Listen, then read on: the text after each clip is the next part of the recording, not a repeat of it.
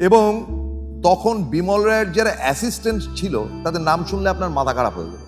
বাসু ভট্টাচার্য, বাসু চ্যাটার্জি, ঋষিকেশ মুখার্জি, গুলজার, তারপরে আপনার সত্যেন বোস অ্যাসিস্ট্যান্ট ছিলেন আর কি, ইত্যাদি ইত্যাদি।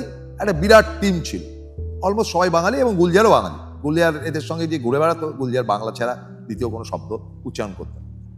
প্রমোদ চক্রবর্তী ছিলেন, ইত্যাদি ইত্যাদি নানান রকম পরিচালকের কাজ কারবার হতো। দুলাল গুহ ছিলেন।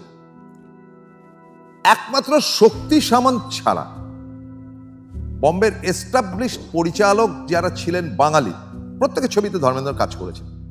এবং ধর্মেন্দ্র এমন পাগলা ছিলেন, তিনি মনে করতেন যে বাঙালি পরিচালকের সঙ্গে কাজ করা মানেই হচ্ছে কি তার ছবি হিট করবে এবং ভালো ছবি হবে। তো তিনি গিয়ে এরকম দরবার করতেন, না আমি এই সিনেমাটা করবো, আমাকে নিতে হবে।